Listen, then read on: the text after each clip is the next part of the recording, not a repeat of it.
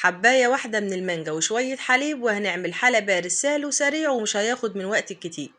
وزي ما عودنا المشاهدين ان وصفاتنا دايما هتكون على قد الايد، ومقاديرنا كلها في متناول الجميع. يلا بينا نشوف الطريقة والمقادير من مطبخ ياسمين جنيد، ولايك وشير لو عجبكم الفيديو. ولو لسه مشتركتوش في القناة ياريت تشتركولي، لاني مش هنجح ولا هستمر غير بدعمكم ليا من على اليوتيوب. اول حاجة نسمي الله ونصلي على الحبيب صلى الله عليه وسلم. في حلة أو طاسة هضيف فيها 3 كوبايات من الحليب، وكمية الحليب بتختلف حسب عدد أسرتها، وهقولك ازاي واحنا شغالين. في الأول كده نزلت ب3 كوبايات من الحليب، والحليب اللي أنا مستخدماه هنا حليب بلدي، ولو استبدلتيه بالحليب المبستر الوصفة مش هتقول لأ. بعد بقى ما ضفت 3 كوبايات من الحليب هضيف 3 معالق كبار من النشا. كل كوباية من الحليب بتاخد معلقة كبيرة من النشا، وكمية النشا اللي في المعلقة لا المعلقة بتكون ممسوحة ولا بتكون هرمية، علشان قوام الكريمة يطلع معاكي كده حلو وجوز. ضفت كمان كيس من الفانيليا ومعلقتين كبار من السكر، وهدوبهم كويس على البارد، بعدين ارفعهم على النار. وهقولك بقى واحنا شغالين ازاي كمية الحليب بتختلف حسب عدد أسرتها. يعني لو عايزة تعملي كمية تكفي 5 أفراد فهتضيفي 5 كوبايات من الحليب و5 معالق من النشا. وده طبعا لو حجم الكاس هتكون قد اللي هتشوفيها في الفيديو، انما لو اصغر من كده فهتقللي في كمية الحليب. بعد بقى ما اتأكدت ان النشا دابت كده مع السكر رفعتهم بقى كده على النار، وهستمر في التقليب لما القوام يتقل ويربط معاه. واول ما القوام يبدأ يغلي ويبقبق بالشكل ده والقوام يتقل معايا استمر برضو في التقليب علشان ما يتكتلش. دقيقتين وهطفي عليه، بعد ما اتأكد ان النشا استوت كويس كده مع الحليب. بعد كده بقى معايا مكعب من الشوكولاتة البيض، وده طبعا اختياري، تقدري طبعا تستغنى عنه، بس بصراحة بيحسن معايا الطعم والقوام. ولو مش هتضيفي شوكولاتة بيضة فهتظبطي بقى كمية السكر، لان انا في اول الفيديو ما ضفتش غير معلقتين كبار من السكر علشان كنت عاملة حساب ان هضيف شوكولاتة بيض. فانا بقى في الوقت ده كنت لسه مهدية النار عليها، لان بصراحة ضفت كده القالب الشوكولاتة سليم زي ما هو، علشان كان هياخد معايا وقت وهو بيسيح. فده بيفرق طبعا، لو كانت مبشورة ما كانش هياخد معايا وقت خالص، ولا كنت هحتاج اني اهدي عليها النار. وكمية الشوكولاتة اللي انا استخدمتها وزنها حوالي 100 جرام. هستمر في التقليب لما الشوكولاتة كده تبدأ تسيح، بعد كده بقى بطفي عليها النار. في الكاسات بقى او في اطباق المهلبية، وهنغرف حوالي كده كوباية من الكريم. ال3 كوبايات من الحليب هيعملوا معايا 3 كاسات بالحجم اللي قدامكم ده. واتبقى معايا بقى شوية صغيرين حطيتهم كده في علبة بلاستيك صغير، هسيبها في الأول تبرد بعدين أدخلها التلاجة تسقع معايا شوية. معايا بقى حباية من المانجا غسلتها كويس كده وقشرتها وأقطعها بقى لمكعبات صغيرة، دي بقى اللي هنزين بيها. بعد بقى ما انتهيت من تقطيعها هخرج بقى الكاسات من التلاجة، وابدأ بقى في كل كاسة كده اضيف حوالي معلقتين كبار. تقدري طبعا زي ما تحبي تستبدلي المانجا بأي نوع فاكهة انت تحبيه، بس انا قلت بما اننا في موسم المانجا قلت اعملها معاكم بالمانجا.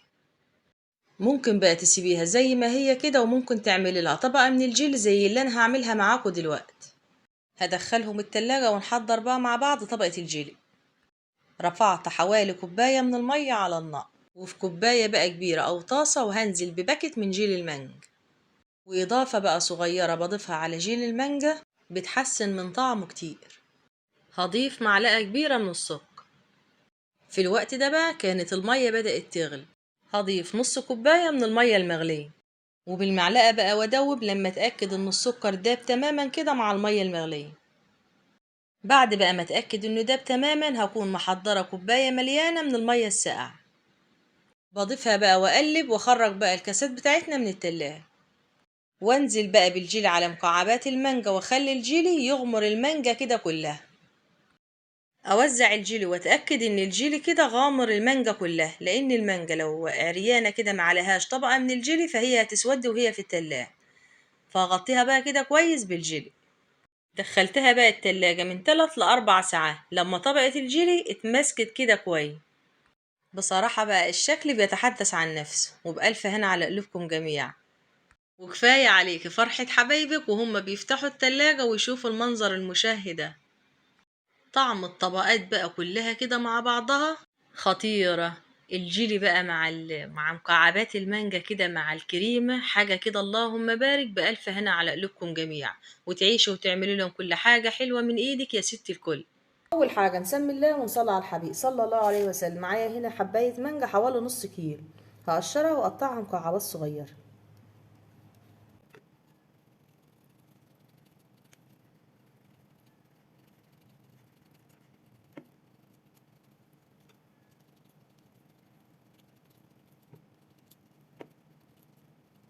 يستحسن المانجا اللي هنجيبها تكون حبايتها متماسكه، ما تكونش طريه، علشان تبقى سهله في التقشير والتقطيع.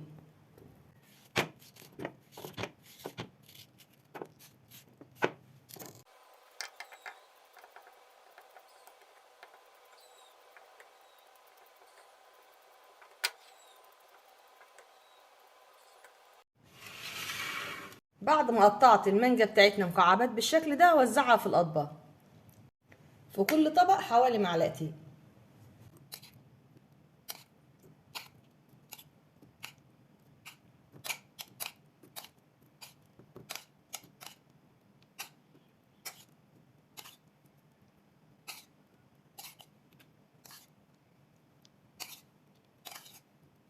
نحضر بقى مع بعض الطبقة التانية اللي هتخلي طبقة المانجا تكون متماسكة. معايا هنا كيس من جيل المانجا، هضيف له نص كوباية من المية السخنة وادوبهم كويس. من ورا الكاميرا انا ضفت معلقة كبيرة من السكر، تقدر تضيفيها او تستغني عنها، بس بصراحة انا بحب اضيف له معلقة من السكر. وانزل بكوباية المية الساقعة واقلب، وكده الجيلي معانا بقى جاهز.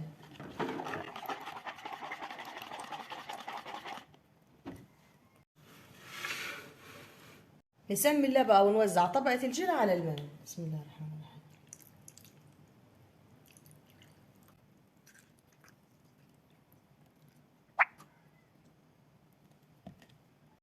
هدخلها بقى التلاجة لما الطبقة الأولى تتماس. لتحضير الطبقة التانية هحتاج نص كيلو من الحليب، هضيف له باكت كريم كراميل و3 معالق كبار سكر وكيس فانيليا، وادوبهم كويس وارفعهم على النار.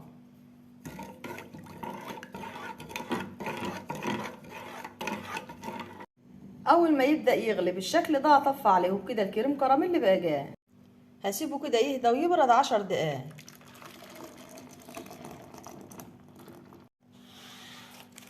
معايا هنا 2 باكت من البسكوت السائل، هبدأ اكسره بالشكل ده تكسير عشوائي، وطبقة الجيلي اتمسكت وبقت جاهز.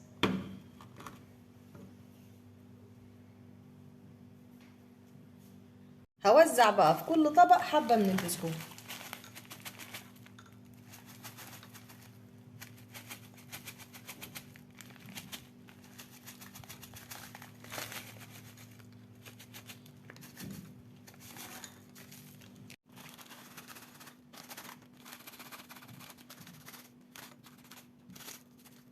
اخر حاجة بقى هضيف طبقة الكريم كراميل.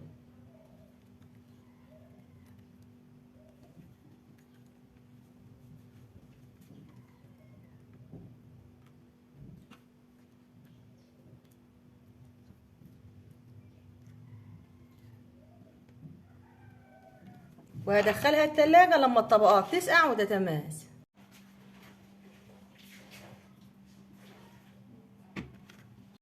خرجت الحلو بتاعنا من التلاجة ويلا بقى نشوفه مع بعض.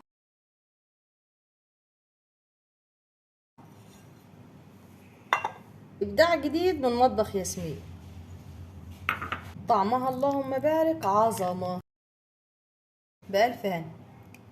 يا رب الفيديو يكون عجبكم، وما تنسوناش بلايك وشير واشتراك في القناة وتفعلوا زر الجرس علشان توصلكوا كل فيديوهات. ولو اول مرة تشوفوني، ده مطبخ ياسمين جنيه.